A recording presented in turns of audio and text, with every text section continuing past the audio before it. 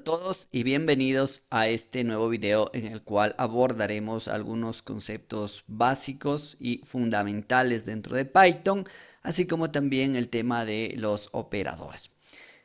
Entonces, para poder avanzar con estos temas, pues en la primera parte vamos a ver lo que es el tema de operadores especiales. Para ello, en la tabla está colocada en 3 columnas, lo que son el carácter especial, el nombre y la función que realiza. En este caso tenemos 4, las comillas dobles, que son para cadenas de caracteres, los paréntesis, que son para funciones, la almohadilla o el numeral, que también se lo conoce, pues es para comentario de una sola línea, y las comillas triples son para comentarios de varias líneas o comentarios de un párrafo. Ahora vamos a ver este tema dentro de Visual Studio. Vamos a ver que para asignar, por ejemplo, voy a tener una var1 que se llame datos, datos de la clase. Entonces, para esto me sirve las comillas dobles para crear un tipo de dato de tipo cadena o para manipular datos de tipo cadena. La segunda era eran los paréntesis, por ejemplo, print, que es la función para imprimir datos en pantalla, pues dentro de los paréntesis puedo poner cualquiera de los argumentos que reciba la función. Entonces ahí está un poco haciendo referencia a lo que decía la teoría. El tercero, el numeral o la almohadilla, es para poner un comentario simple, en este caso de una sola línea. Y la triple comilla simple es para comentarios de varias líneas. Comentario de varias líneas en este caso. Líneas. Ahí estamos. Para comentarios de varias líneas. Entonces, para eso nos sirve los caracteres especiales dentro de lo que estamos viendo aquí en esta parte. Ahora vamos a ver los tipos de errores que existen en Python y en cualquier otro lenguaje de programación. En este caso existen 3 tipos de errores. Los errores de sintaxis, los errores en tiempo de ejecución y los errores lógicos. Todo lenguaje de programación tiene estos 3 tipos de errores. Los errores de sintaxis hacen referencia a cuando un código o cuando la línea de código que estoy escribiendo pues tiene errores, le hace falta un punto y coma. Por ejemplo, esto sería un error de sintaxis, un error de punto y coma, un error que en Python no existe esta parte de aquí, En otros lenguajes de programación, como Java, pues sí tiene el punto y coma al final de una instrucción. Entonces, ese es un error de sintaxis. Los errores en tiempo de ejecución son aquellos errores los cuales no han sido controlados y no han sido manejados adecuadamente. El control de errores. Un error típico de eso es una división para cero. El programa se está ejecutando normalmente y por ahí tiene una división para cero. Eso hace que el programa, pues en este caso, se cuelgue o se dé de baja al programa.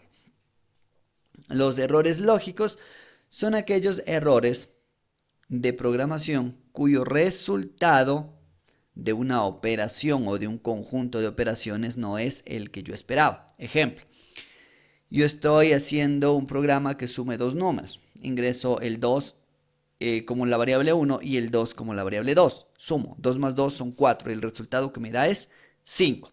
Esos son los 3 tipos de errores. Por acá tenemos un ejemplo de los 2 primeros.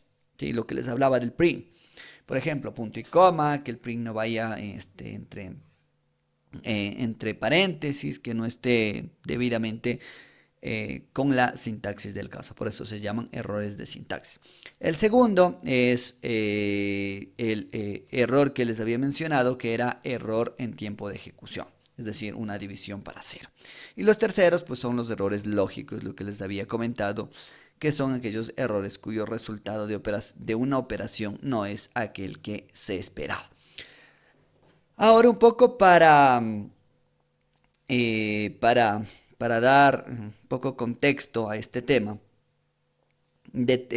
o cómo se debería resolver, cómo se debería abordar los problemas dentro del mundo de la programación, pues está que en primer lugar debemos conocer perfectamente o entender el problema a solucionar.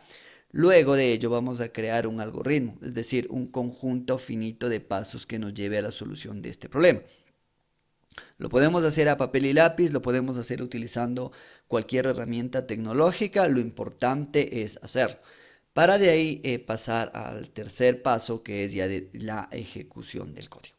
No nos olvidemos de estos conceptos, son básicos, son fundamentales.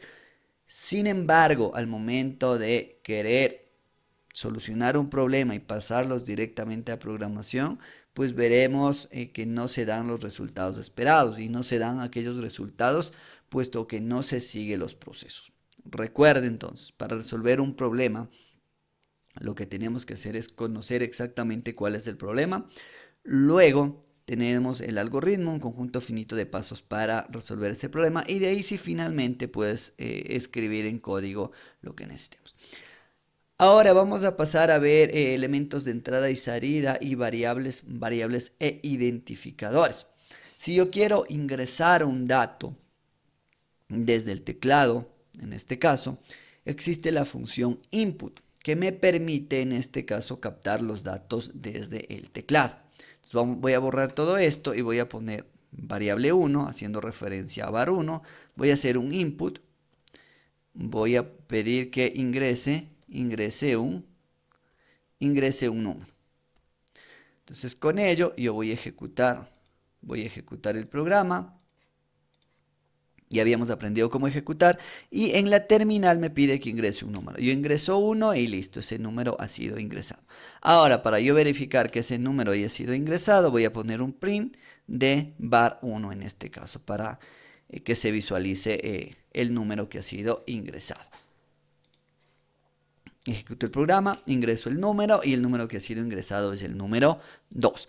Ahora, ¿qué pasa si yo quiero ingresar otro dato? En este caso, una variable 2 en este caso, var2.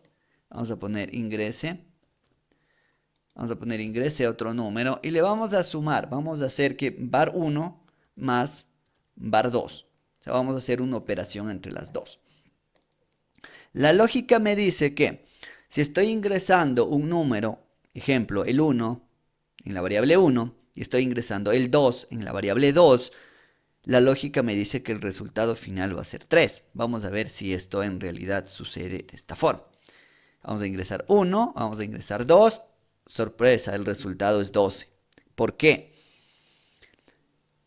Porque toda variable, todo dato que se ingrese se lo toma como una cadena de caracteres y no como un número.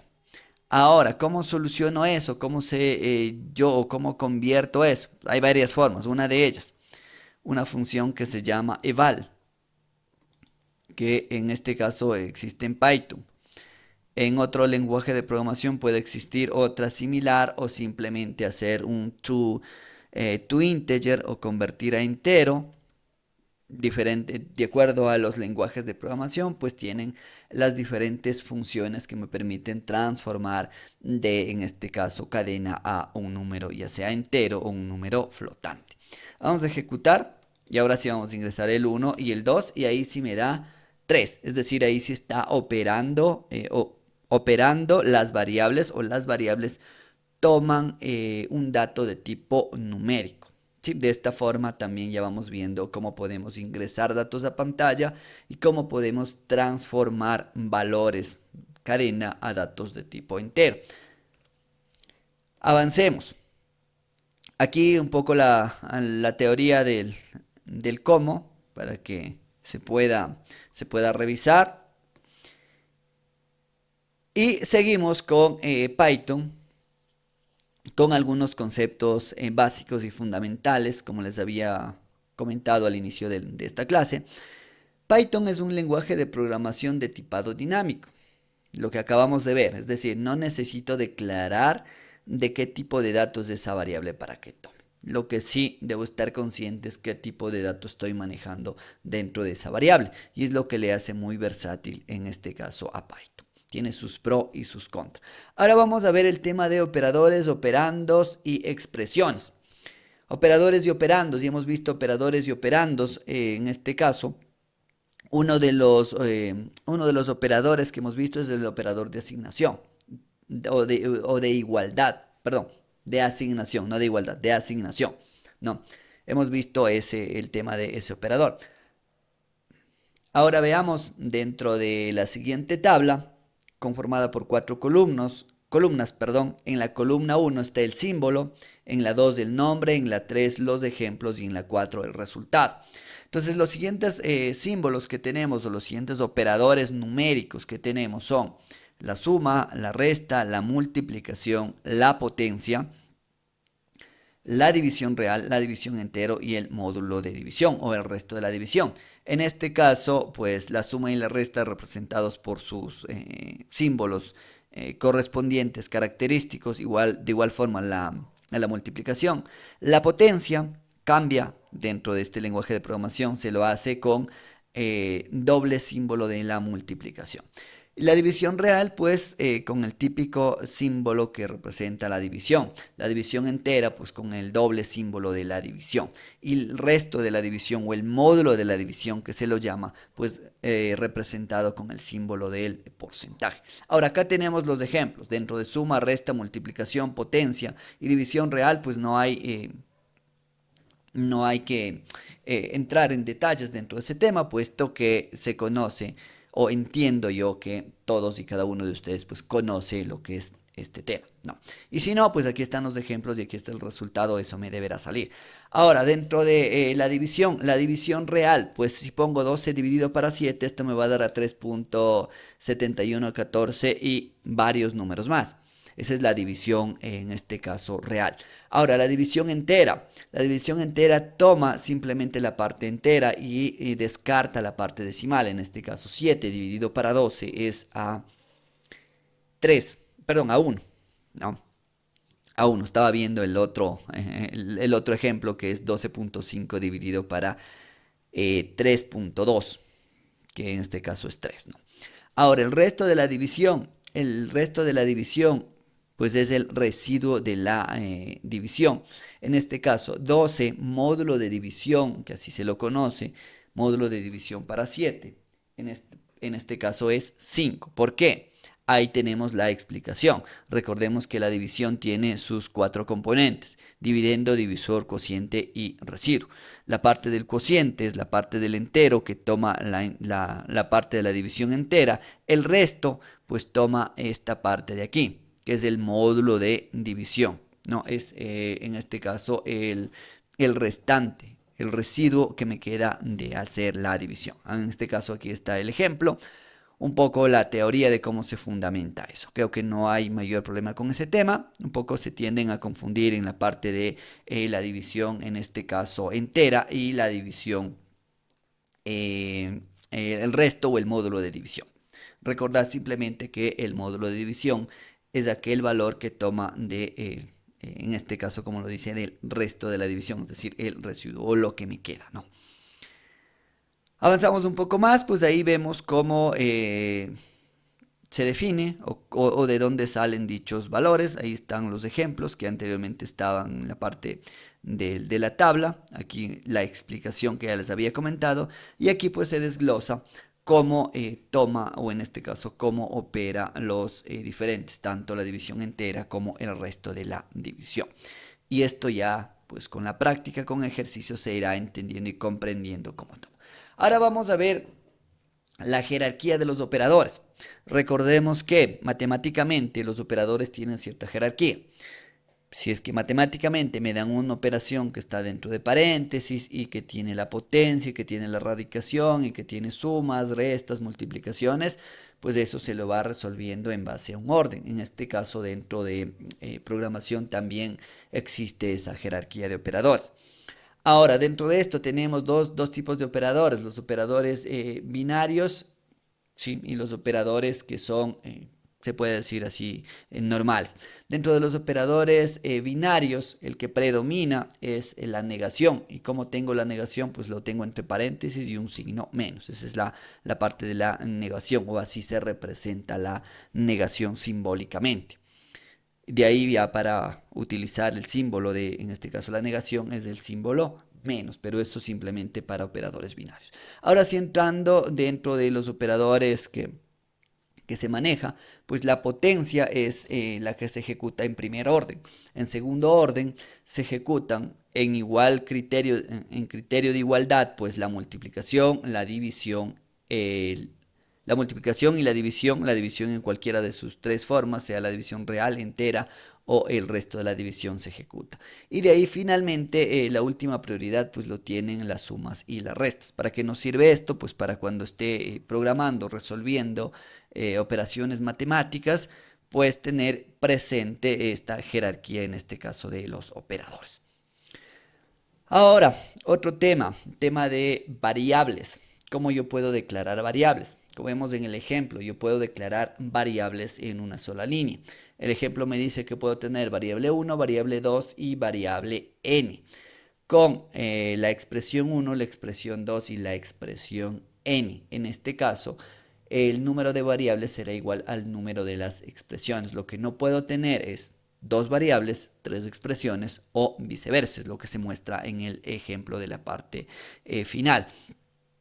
Que en este caso tengo a, b, c es igual a 1, 2 y simplemente queda ahí. Y lo que me está diciendo pues es que falta un valor. Ahí me dice dentro del mensaje de error. Esto para un poco la asignación de variables y cómo se opera dentro de esto. Ahora tenemos otro tema que son los operadores de asignación. ¿Qué son estos operadores de asignación? Pues son la suma, en este caso, del operador básico que habíamos visto, el primero que se había visto, que es de la asignación, más los operadores numéricos. En este caso tenemos el operador, tenemos 5 columnas, aumenta una más respecto a la tabla anterior o respecto a los ejemplos de los operadores numéricos que habíamos mencionado anteriormente. Entonces, dentro de esta, pues tenemos el operador, el nombre, el ejemplo, el equivalente a un ejemplo más y el valor que toma A en este sentido, ¿no? En este caso tenemos los operadores de asignación, que es más igual, de resta menos igual, y así sucesivamente. Por igual, doble símbolo de multiplicación, que sería la potencia, lo mismo, y de ahí tenemos las tres para la división, tanto para la entera como la real y la de el resto de la asignación. Entonces ahí tenemos el ejemplo. ¿Cómo se hace esto? Pues tengo una variable, en este caso a, que tomaría el valor de 3 para el primer ejemplo, que me dice que dentro del ejemplo es a más igual 3, o lo que sería lo mismo, a es igual a más 3. Entonces para reducir esa expresión se hace esta forma. Es decir, aquí vamos a tener, ya no voy a tener estos valores de acá, no voy a tener, simplemente vamos a poner 2 acá, números enteros, y 3. Perdón, vamos a tener 3 y vamos a dejar esa variable 3. Entonces vamos a tener que var 1 es igual, perdón, más igual a 3. ¿Qué valor tomaría este? Entonces voy a hacer un print aquí, voy a hacer un print de, en este caso, var 1. Tengo para ver qué valor toma y luego en la parte final para ver qué valor tiene. Ahora voy a ejecutar esta parte y vemos que funciona de esa forma. Funcionaría esto de igual forma si yo pusiera de la siguiente manera. Var variable 1 es igual a lo que tiene la variable 1 más 3. Funcionaría exactamente igual. Sí, funciona exactamente igual. Sin embargo, var 3 ya había tomado otro valor. Entonces, en este caso, lo que voy a hacer es comentar esta línea de acá para poder sacar el valor, ¿no? Entonces, ahí tenemos, ¿no? Son 6. ¿Sí? 3 más 3 son 6. Me da lo mismo operar de esta forma que operar de esta forma.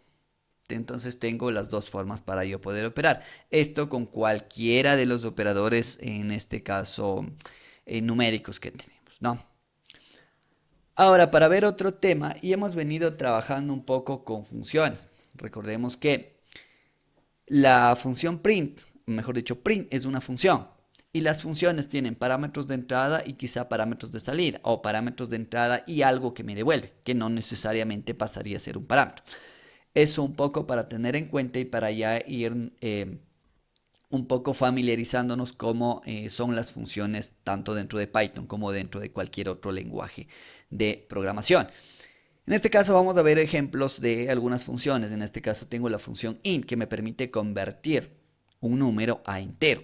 Y esta función tiene definida por el nombre de la función, entre paréntesis, como ya hemos visto, los caracteres especiales que se utiliza, y dentro de los paréntesis tengo un parámetro 1 y un parámetro 2, que son parámetros de entrada. En este caso dice, conviértase en número X a número de base 10. ¿Qué quiere decir esto? Que convierta el número que yo estoy ingresando, en este caso por teclado, a un número en base 10, que es el sistema decimal que nosotros manejamos.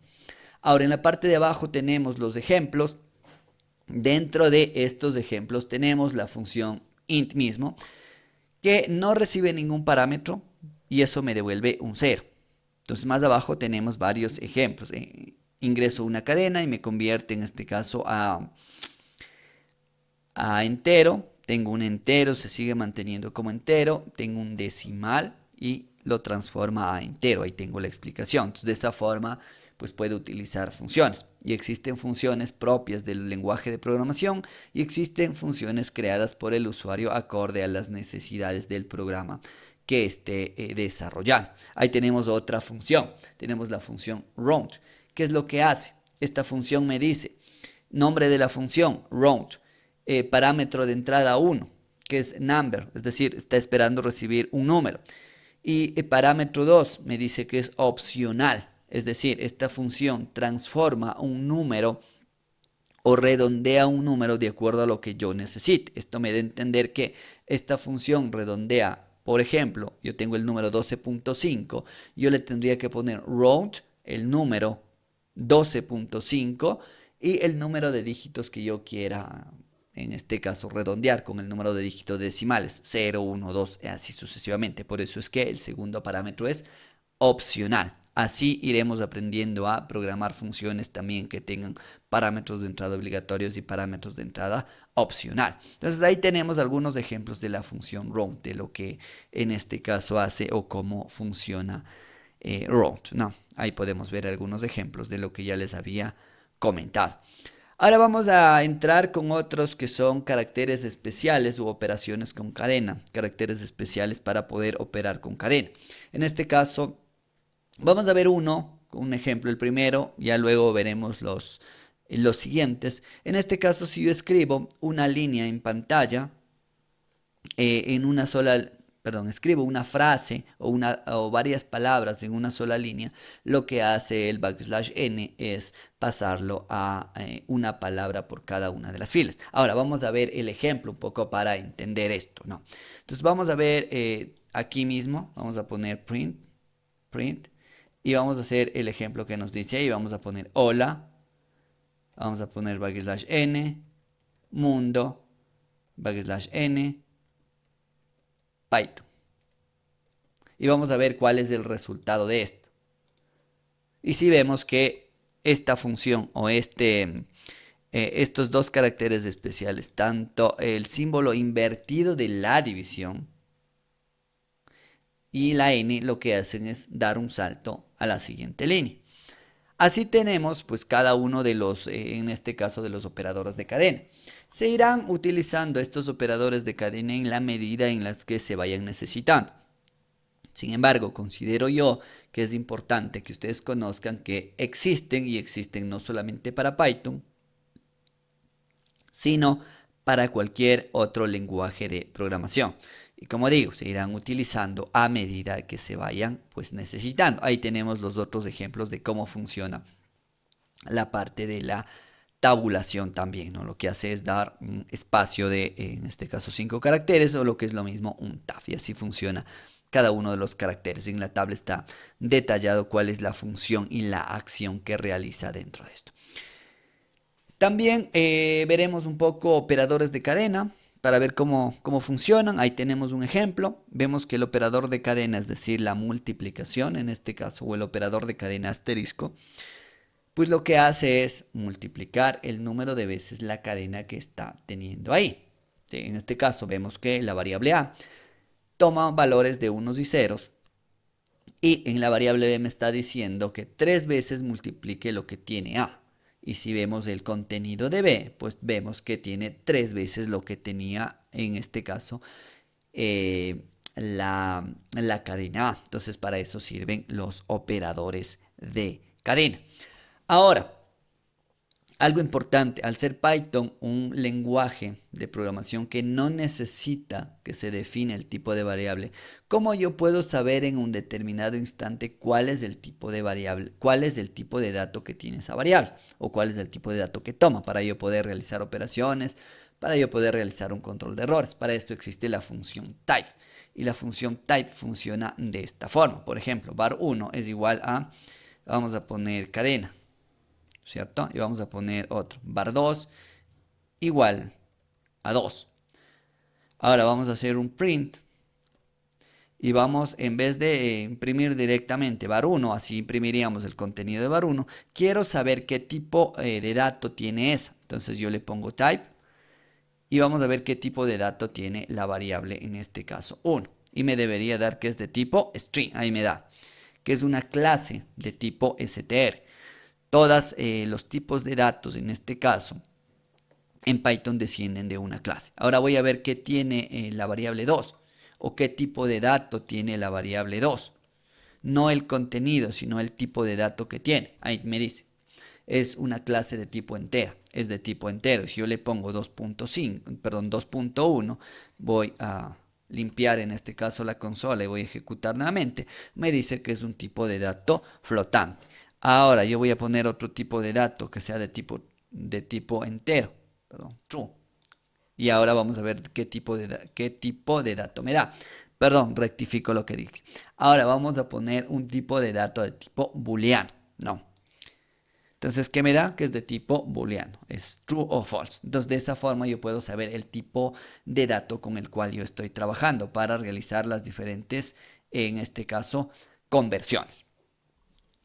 Es todo por este video. En próximos videos estaremos aprendiendo más de lo que es el lenguaje de programación Python y estaremos haciendo una introducción a lo que es la programación orientada a objetos en Python. Nos vemos en el próximo video.